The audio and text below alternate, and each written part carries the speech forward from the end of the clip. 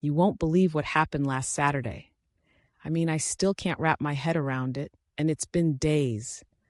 So there I was, lounging on the couch, scrolling through my phone, half watching some mindless reality show. My dog Max, a scruffy little mutt with a heart of gold, was sprawled out on the floor, snoring like a chainsaw. I'd just gotten back from a long week at work, and all I wanted was to kick back and enjoy some peace and quiet. But you know how it is. Life has a funny way of throwing curveballs when you least expect it. I heard a strange noise coming from outside. At first, I thought it was just the wind or maybe a neighbor's car backfiring. But then it got louder, and I swear it sounded like barking. I shrugged it off, thinking maybe Max was dreaming about chasing squirrels or something. But then the barking turned into a series of frantic yelps, and I felt a twinge of concern. I got up, stretched, and headed to the window to see what was going on, and that's when I saw it. My heart nearly stopped. There was Max, sitting in the driver's seat of my car, paws on the steering wheel, looking like he owned the place. I blinked, convinced I was seeing things, but no, there he was, tongue lolling out, tail wagging like crazy, and somehow the engine was running. I rushed outside, half expecting to find a prankster hiding in the bushes, but nope, it was just my dog, living his best life. I don't know how he managed to get in there. I always lock my car, but apparently I'd left the door ajar when I parked. Max must have seized the opportunity. I called out to him, "Max, what are you doing?" But he just looked at me, as if to say, "What does it look like?" "I'm driving." I couldn't help but laugh, but then panic set in. What if he accidentally hit the gas? What if he drove off?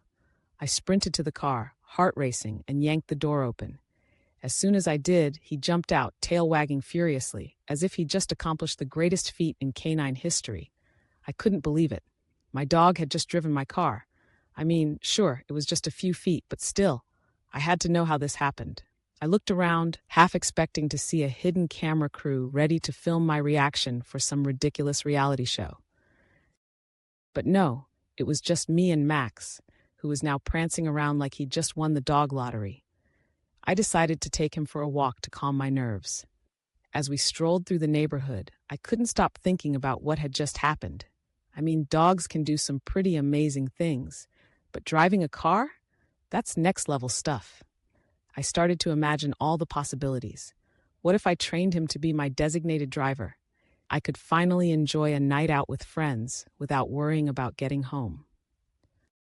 "Hey everyone, meet my dog Max. He's not just a pet. He's my chauffeur." I chuckled at the thought. But then reality hit me. I could just picture the chaos. Max behind the wheel, barking at pedestrians, chasing after squirrels, and probably trying to pick up other dogs along the way. I could see it now. "Sorry, officer, my dog was just trying to find a park." I shook my head, laughing at the absurdity of it all. But deep down, I knew I had to be careful. I couldn't let this get out of hand. What if someone saw him? What if animal control showed up? I could already hear the headlines: "Dog takes the wheel. Local pet becomes viral sensation." As we walked, I noticed people staring at us. I could practically hear their thoughts. Is that the dog who drives? I felt a mix of pride and embarrassment. Who wouldn't want a dog that could drive? But at the same time, I didn't want to be that person. You know, the one who exploits their pet for fame.